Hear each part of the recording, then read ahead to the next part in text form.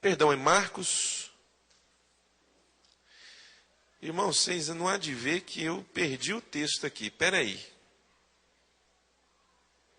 Espera aí que eu vou achar aqui, porque eu não marquei o texto.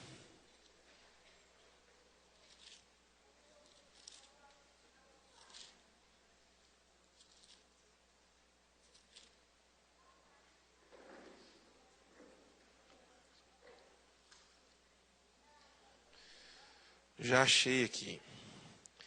Espera aí só um pouquinho.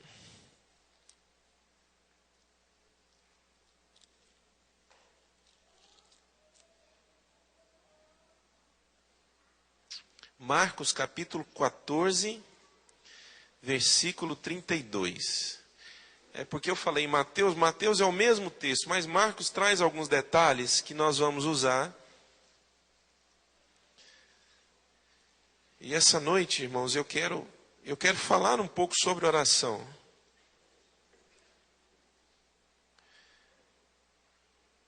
Acho que já faz um tempinho que eu não falo sobre oração nos domingos à noite. E eu quero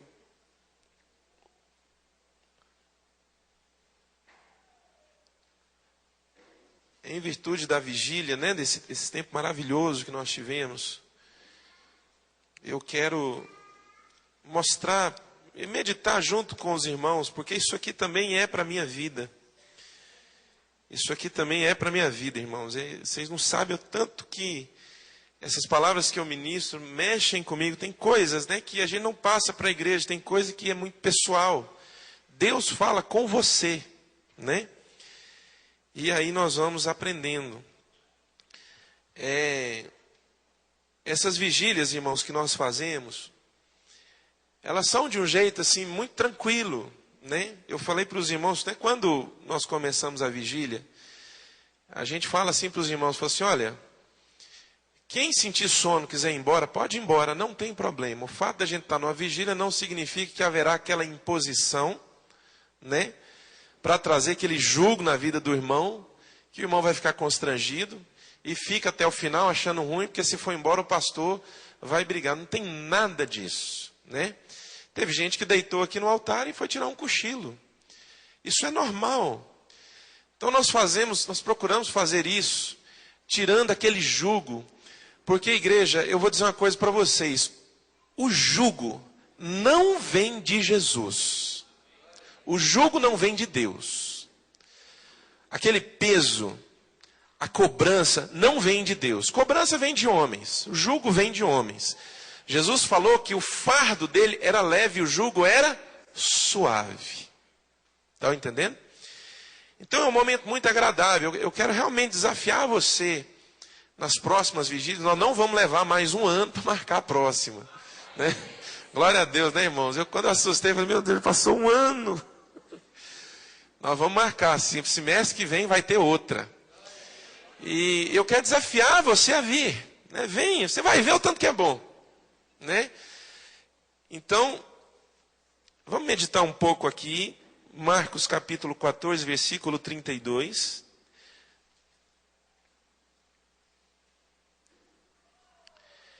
Então diz assim, ó. Então foram para um lugar chamado Getsêmani. E Jesus disse aos seus discípulos, sentem-se aqui, enquanto eu vou orar. Levou mais adiante consigo Pedro, Tiago e João. E começou a ficar aflito e angustiado. Olha para mim, irmãos. Nessa ocasião aqui, Jesus já tinha tomado, né, já tinha tido a ceia com os discípulos. Foi a última ceia. A ceia não foi só pão e vinho, né, como a gente vê em algumas pinturas. Vocês já viram aquelas pinturas da última ceia? É uma ceia tão pobre, né? A mesa só tem pão e vinho. Essa ceia aqui não era só pão e vinho. Ali estava o cordeiro pascal, né? O cordeiro que era assado para se comer com os vizinhos. Era um banquete. E dali Jesus vai para o monte chamado Getsêmani, um lugar chamado Getsêmani. Ele vai orar. Dali a algumas horas ele seria preso, seria levado a julgamento, seria condenado à morte na cruz. Ele morreria dentro de mais ou menos ali, vamos ver, umas menos de 24 horas. Então, nessa passagem aqui, menos de 24 horas depois, Jesus já estaria morto na cruz. Ele já estaria crucificado.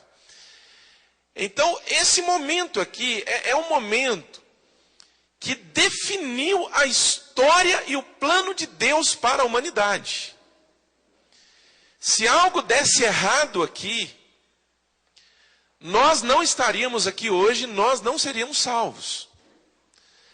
Esse momento aqui é aquele momento aonde Jesus, ele sabia que seria preso, que seria condenado, ele sabia quem iria traí-lo, ele sabia que Judas iria traí-lo, ele sabia que ele seria sacrificado. Jesus sabia que seria sacrificado. Ele seria sacrificado pelos nossos pecados. A morte dele seria o sacrifício para pagar o preço pelos nossos pecados. Ele seria sacrificado como um cordeiro era sacrificado no templo naquela época. Quando havia um pecado, né, o irmão, né, o israelita, o judeu, ele cometia pecados. Então a lei dizia que ele tinha que levar um cordeiro, tinha vários tipos de oferta, vou falar de uma. Ele tinha que levar um cordeiro, esse cordeiro ele ia para o templo, entregava esse cordeiro para o sacerdote sacrificava esse cordeiro, matava o cordeiro, né? Tinha que ser um cordeiro macho, jovem, sem nenhum defeito. Então ele matava, o sangue que saía daquele cordeiro, era feito um ritual ali, era estabelecido pela lei de Moisés para a purificação de pecados, mas era um ritual fraco. Quando você lê lá em Hebreus trata muito disso, era ineficiente. Jesus substitui esse cordeiro, e agora ele vai pagar o preço pelo pecado, não de uma pessoa, mas de toda a humanidade. De toda a humanidade. Jesus aqui estava prestes a morrer, de fato e de verdade. E não só morrer, mas ser espancado. E Jesus, irmãos, foi muito espancado antes da sua morte.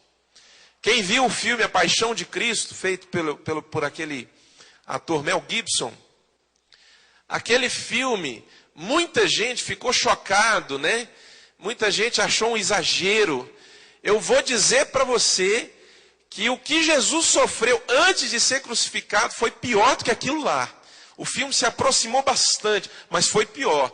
Em Isaías, existe uma profecia onde Isaías, ele vê Jesus e ele não reconhece Jesus, porque estava desfigurado do tanto que apanhou. Apanhou de quem? Dos judeus, dos líderes religiosos da época. E ali era plano de Deus, porque ele estava pagando o preço pelos nossos pecados. Era um sacrifício. Então aqui, ele se angustia profundamente. Porque ele sabia o que ia passar. Ele era Deus, ele abriu mão de toda a sua divindade, de todo o seu poder e encarnou. Ele se tornou um homem. O Criador se torna uma criatura. E aí ele vive os 33 anos de vida para poder cumprir um propósito. Qual o propósito? Morrer na cruz pelos nossos pecados. Por isso, irmãos, que Jesus é digno.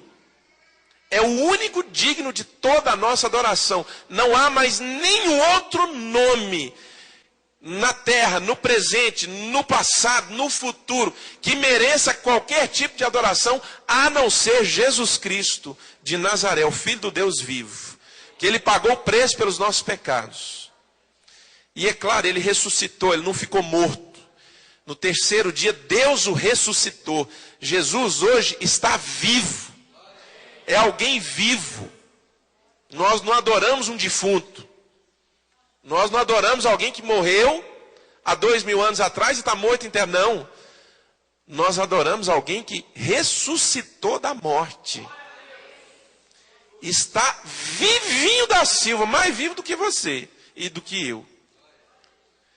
Então, nesse momento, ele está profundamente angustiado e ele pensa na possibilidade de desistir da cruz. Você vê, porque nós vamos ler aqui, você vai ver ele dizendo o seguinte, ele dizendo assim: Pai, se possível, passa de mim esse cálice. Contudo, não seja feita a minha vontade, mas seja feita a tua vontade. Aí ele vai orar de novo e fala assim: Pai, se possível, passa de mim esse cálice. Agora, se não for possível passar de mim esse cálice que é esse? A morte, todo o processo que o levaria para a cruz e terminaria com a morte dele. Aí ele fala: se não for possível afastar de mim esse cálice, então faça a tua vontade. Por que eu estou contando toda essa história?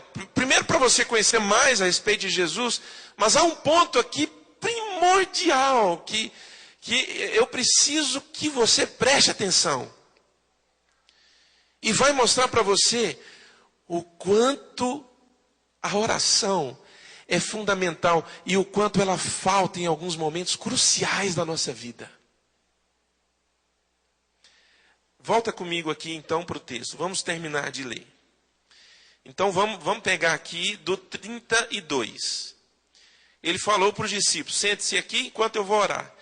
No 33, ele diz assim, Marcos 14, 33. Levou consigo mais adiante Pedro, Tiago e João. E começou a ficar aflito e angustiado. E lhes diz: olha o que Jesus fala. Ele fala assim: a minha alma está profundamente triste, numa tristeza mortal. Fiquem aqui e vigiem comigo. Jesus pede para Pedro, Tiago e João, igreja, olha para mim. Jesus pede para Pedro, Tiago e João ficar ali e vigiar com ele. Vigiar aqui significa literalmente o que? Orar. Orem comigo. Jesus pede para que eles orem. Orem, Pedro, Tiago, João. Orem comigo, porque a minha alma está aflita e eu estou numa tristeza mortal. Ele é tomado, irmãos, de uma angústia profunda por causa da cruz. E ele pede para que os três orem com ele. Olha só, 35. Indo um pouco mais adiante, prostrou-se, ajoelhou, prostrou no chão, desceu até o chão. E orava para que, se possível, fosse afastada dele aquela hora. E dizia: Pai, tudo te é possível. Afasta de mim esse cálice. Contudo, não seja o que eu quero, mas sim o que tu queres. Então voltou aos seus discípulos e os encontrou o quê? Dormindo. Os encontrou dormindo. Eles vinham de um dia, irmãos, aonde andaram muito. No ministério de Jesus, Jesus andava muito. Curava enfermos, expulsava demônios. E os discípulos ali junto com eles, os discípulos já faziam algumas coisas, os discípulos já curavam pessoas também, já ministravam sobre pessoas, De vez em quando davam uns fora, tomavam umas de Jesus, e aprendiam. Mas imagina, depois de um dia de trabalho, e eles depois de um banquete que foi a ceia, Como eu disse, não tinha só pão e vinho, tinha o cordeiro pascal e tinha outras coisas, era um banquete gostoso, estavam com a barriguinha cheia. Aí você vai para um lugar, um jardim, tudo tranquilo, aquela paz. Aqui deveria ser, talvez, não sei bem, por volta de umas 9 horas da noite. Quem sabe às 9 horas da noite, talvez um pouco mais cedo, um pouco mais tarde. Eles se deitaram. O que aconteceu? Foram tomados pelo sono, dormiram. Dormiram.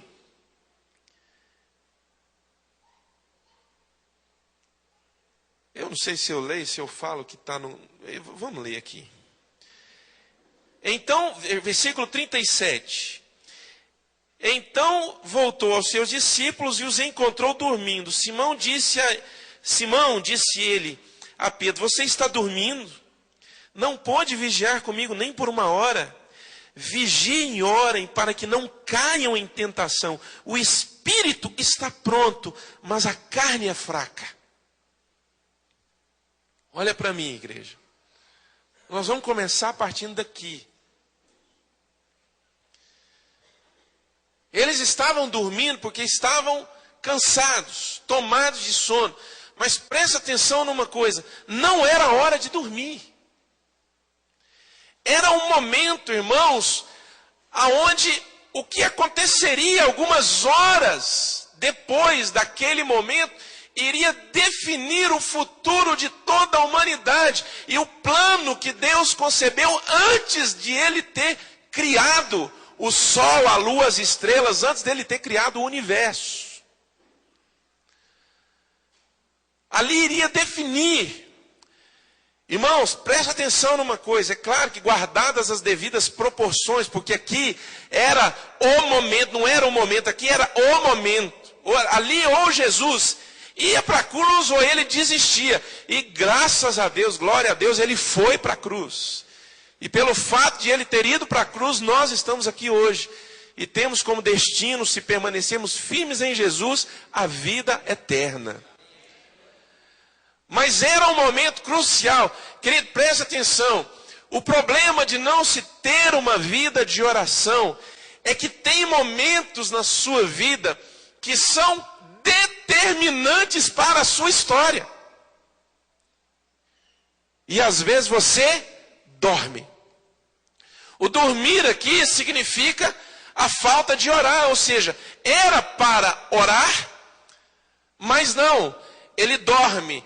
E às vezes o sono vem, não é por causa do diabo. O sono muitas vezes vem, deixa eu só abrir um parênteses e falar uma coisa aqui para vocês, irmão. Muitas vezes o sono, literal, vem durante a oração, você vai orar, está com sono. Não é por causa do diabo, não é um intento de Satanás contra a sua vida. O sono vem porque o seu corpo está cansado. Eu já tive situações onde eu senti muito sono e eu sei que era espiritual, não era cansaço nem nada. Era puramente espiritual, eu tive que orar, mas muitas vezes o sono vem na sua vida, a vontade de não orar, de ficar deitado e dormir até mais tarde, de não se levantar para orar, justamente porque o corpo está cansado. E não há nada de mal nisso, é muito justo. Quem trabalhou, quem não dormiu direito, é muito justo quem está atarefado, está ansioso, querer dormir até um pouco mais. Mas o que eu quero mostrar para você, amado, é que existem momentos na sua vida em que não é hora do sono, você precisa vencer. E você pode vencer. Você pode vencer. Pastor, eu estou cansado, eu estou com sono. É normal, mas não é hora de dormir. Porque agora você pode estar no momento crucial da sua vida em que é necessário você entrar em intercessão, você ir para o Senhor, você orar. Igreja, presta atenção. A primeira coisa nessa noite que eu quero ensinar para você e aprender junto com você, para você ter uma vida eficaz de oração, você vai ter que aprender a vencer as limitações do seu corpo. E o seu corpo pode ser dominado. Ele pode ser dominado por você. O problema é que nos falta, irmãos, a atitude de orar. Não é, às vezes, em um determinado momento onde eu estou cansado, mas é em toda a minha jornada. Aquilo se torna algo comum, eu não oro mais.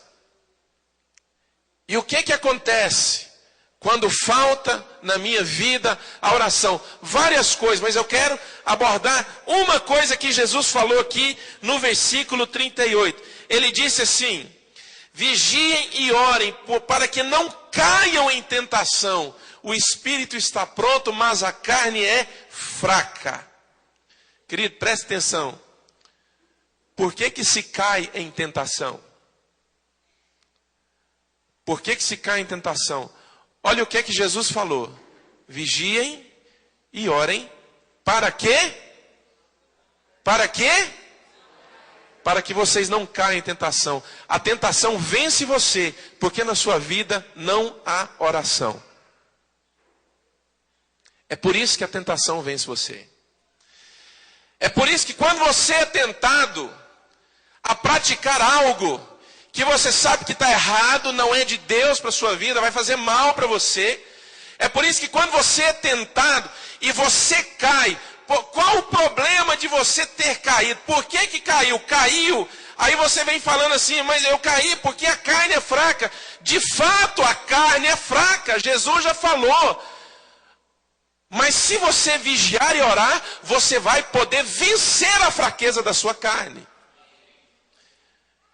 O único meio de eu vencer as tentações, o único meio de eu vencer aquilo que tenta me amarrar, aquilo que tenta me arrastar para o pecado, o único meio de eu vencer aquilo que tenta me afastar do Senhor, que seja fraquezas da minha carne, o único meio é com uma vida de oração, irmãos. Vigiem e orem, para que não entrem em tentação. O problema não é você ser tentado. O problema é cair na tentação. Jesus foi tentado. Está lá em Hebreus. Ser tentado é uma coisa. Cair na tentação é outra coisa.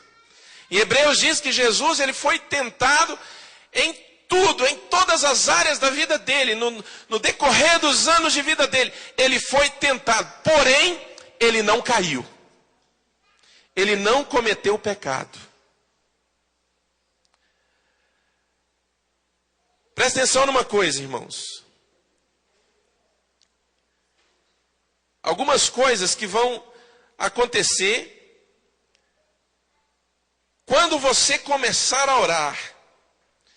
O que vai acontecer na sua vida quando você aprender a ter tempo de oração com você? A primeira coisa que vai acontecer na sua vida, quando você aprender a ter tempo de oração, quando você aprender a tirar um tempo para orar diariamente, frequentemente, a primeira coisa que vai acontecer, você vai ser levado para o descanso em Deus.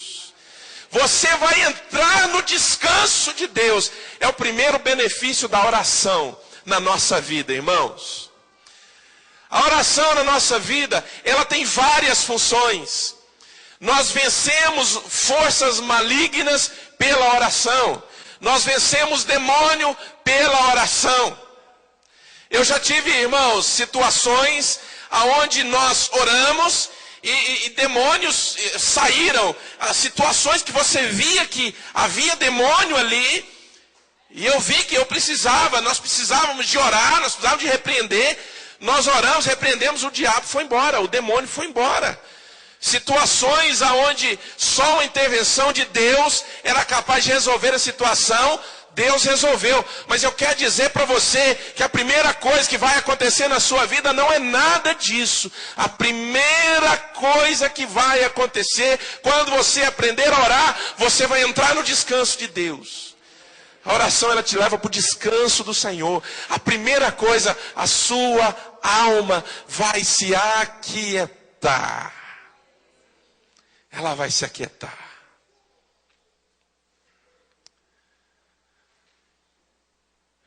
Quando você ora, qual que é a primeira ordem de Jesus na sua vida? Não é arreda Satanás, não é seja curado, não é isso, não é aquilo. Tudo isso, é claro, está incluído, mas eu estou falando a primeira coisa que vai acontecer.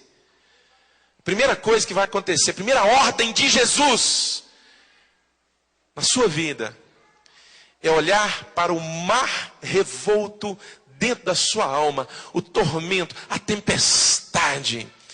E a primeira ordem dele é: acalma-te. Vento, cessa-te. Ou em outras palavras, vento, para. Mar, grandes erros nós cometemos na nossa vida, irmãos. Em momentos onde nós deveríamos estar em oração e não estamos, nós estamos dormindo. É justo dormir? Justo é dormir, está cansado, trabalha demais, entendeu? É assim comigo, com você. É justo, mas não era o momento de dormir. E a gente dorme. E grandes coisas, erros acontecem ali. Sabe por quê? Porque muita atitude nossa vai ser tomada com uma tempestade aqui dentro. O coração está atribulado, a alma está cansada, a ansiedade tomou conta, você está nervoso, irritado por causa de situações, você está com medo de coisas que estão, coisas do porvir, sabe, você fica agitado, você entendeu? E ali você começa a agir e tomar decisões, e tudo o que acontecer a partir desse momento aí vai ser errado na sua vida. São caminhos errados. Eu não estou falando de pecado, mas eu estou falando de decisões erradas, que muitas vezes vão piorar situações. Aqui, irmãos, Pedro, Tiago e João não entenderam, eles foram vencidos pelo sono. E vencidos pelo sono, ali, Jesus volta, encontra eles dormindo. Isso acontece por 3 vezes. Até que Jesus, na terceira vez, Jesus diz assim para eles, falou assim, chega, para eles, basta. Levantem-se, vem aí aquele que me trai. E quando eles se levantam, eles já avistam as tochas. E gente, uma multidão vindo. Vai escutando. Uma multidão vem vindo. Era o momento, eles estavam vindo prender Jesus. Aí a multidão para, isso está, é só você ler depois. Em casa você lê, não agora, mas em casa você lê. Tudo que eu estou narrando está aí no Evangelho de Marcos. A multidão para diante dele, vem Judas. Ele já tinha combinado com a multidão. Judas diz assim para eles, aquele que eu saudar com um beijo, é ele, vocês podem prender ele. É assim que Judas traiu Jesus. Então Judas sai de dentro da multidão e diz assim, mestre, dá um abraço e um beijo em Jesus. Era o sinal, era Jesus, era ele quem devia ser preso. Aí Jesus olha para Judas e fala assim, amigo, com um beijo você traiu o filho do homem? Aí o pessoal prende Jesus. O que Pedro faz? Pedro saca a espada e sai dando espadada para tudo quanto é lado. Ele quase acerta a cabeça do filho do servo do sumo sacerdote. Foi por um triz que ele não decepou a cabeça do cara. Ele conseguiu acertar a orelha do cara. A orelha do cara foi decepada. Aí Jesus fala, Pedro, para, guarda essa espada. Eu já falei para você, quem vive pela espada vai morrer pela espada. Não é hora de espada nenhuma. Aí o texto diz que Jesus pega e imediatamente ele cura o servo do sumo sacerdote. A orelha dele é restaurada. Irmão, Jesus fez um milagre ali, preso, na multidão, já sendo preso. Ele fez um milagre, curou a orelha do servo do sumo sacerdote. Olha a atitude de Pedro. Espadada para tudo quanto é lado. O que Pedro estava fazendo quando Jesus estava pedindo para ele vigiar e orar comigo? O que ele estava fazendo? Estava dormindo. É típico de quem não ora. No momento da tensão, sair dando espadada em tudo quanto é lado. Acaba acertando gente que não tem nada a ver, ferindo pessoas, causando estrago na vida de pessoas e na sua própria vida. E talvez, muitas vezes, diz, é a espada do Espírito. Meu irmão, não é a espada do Espírito, é a espada da carne, que não foi dominada pelo poder da oração. A primeira evidência da oração na sua vida, a primeira ação da oração na sua vida vai te levar para o descanso de Deus. Não existe outro texto na Bíblia que me ensine sobre descanso do que o Salmo 91. Abre lá no Salmo 91.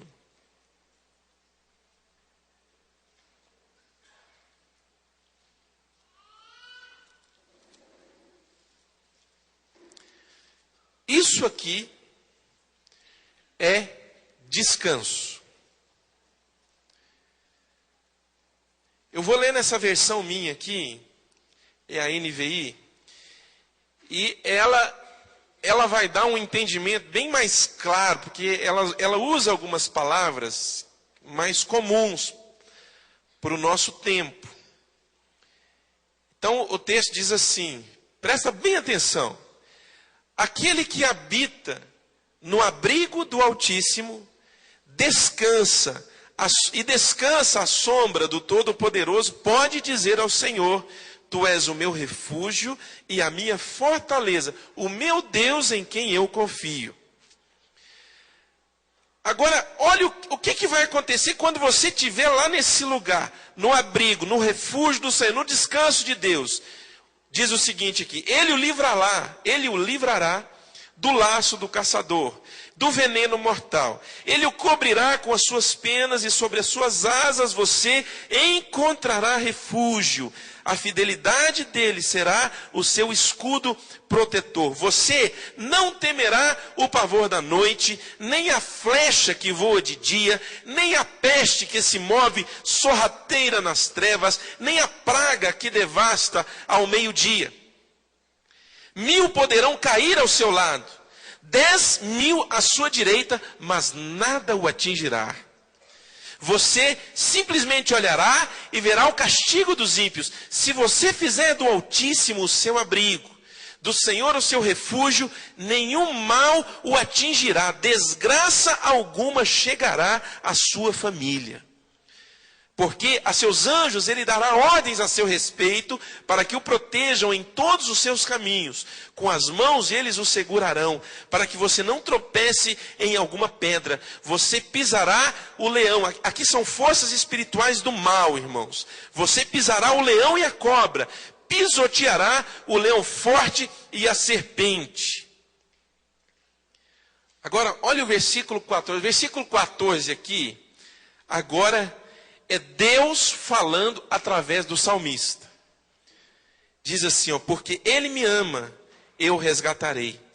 Eu o protegerei, pois conhece o meu nome. Ele clamará a mim e eu lhe darei resposta. E na adversidade estarei com ele. Vou livrá-lo e cobri-lo de honra. Vida longa eu lhe darei e lhe mostrarei a minha salvação. Isso é descanso. Eu não tenho que repreender o diabo, se bem que muitas vezes eu tenho que fazer isso. Eu estou dizendo isso, não é que você não tem que repreender o diabo. Entenda o contexto do que eu estou falando. Eu não tenho que repreender o diabo, eu não tenho que temer demônios, eu não tenho que temer nada. Eu só preciso ir para este lugar e ficar lá, irmãos. E todas as bênçãos da proteção do Senhor virão sobre a minha vida. Posso ouvir um amém mais animado de vocês, irmãos? Você entendeu o contexto quando eu falei que não precisa repreender o diabo, né? Você entendeu, não quer dizer, tem momentos, meu irmão, que não tem jeito, não. Tem que repreender, mas entenda o contexto que eu estou falando. Eu não tenho que colocar resta de alho. É assim que fala, resta de alho? Réstia de alho. Eu não tenho que colocar um potinho com sal grosso e uma plantinha que nasce dentro, eu nem sei o que é aquilo dentro de casa. Estão entendendo? Porque não é um amuleto. E isso também não é de Deus. Mas é o abrigo do Senhor. Igreja, entenda isso. Se você aprender a orar, você vai ver o descanso de Deus na sua vida. E você vai descansar. Você vai descansar. O descanso aqui, irmãos, não fala de uma atitude aonde eu sou irresponsável, aonde eu não passo a cumprir as minhas responsabilidades e as tarefas que eu tenho que cumprir. Não é isso. O descanso aqui fala, irmãos, de um estado emocional aonde eu estou tranquilo e descansado, porque o meu estado espiritual, ele crê, é forte, está firme no Senhor, e o meu estado espiritual, o meu espírito, ele começa a prevalecer sobre a minha mente, ele começa a dominar a minha mente, ele começa a dominar o meu corpo, irmãos. Presta atenção, irmãos, eu não me preocupo, porque mesmo que a minha mente lógica meça todas as possibilidades estatísticas, mesmo que a minha mente lógica entenda e meça tudo isso, mas no meu espírito, a fé firme, edificada no Senhor, ela vai gerar descanso na minha mente. Romanos 8. Quem vive, foi a primeira palavra que nós ministramos ontem aqui na vigília. Ontem não, hoje, né? Hoje de madrugada. Quem vive pelo Espírito terá a sua mente dominada pelo Espírito.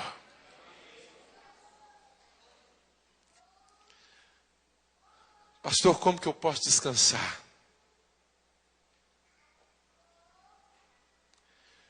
Meu irmão, você só vai conseguir descansar quando você aprender a orar.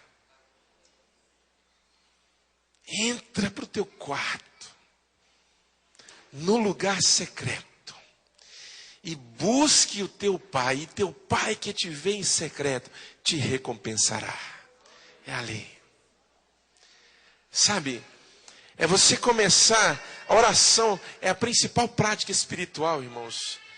Você tem oração em línguas, tem adoração, você tem meditação na palavra. Não vamos colocar a principal, vamos dizer assim, uma das principais, uma das mais evidentes, oração. A primeira coisa, ela vai levar você para o descanso do Senhor. Você vai descansar. E aí você vai ver. Eu li um salmo aqui, mas não vou ler não. Tá bom, por hoje tá bom, vamos ficar só com isso.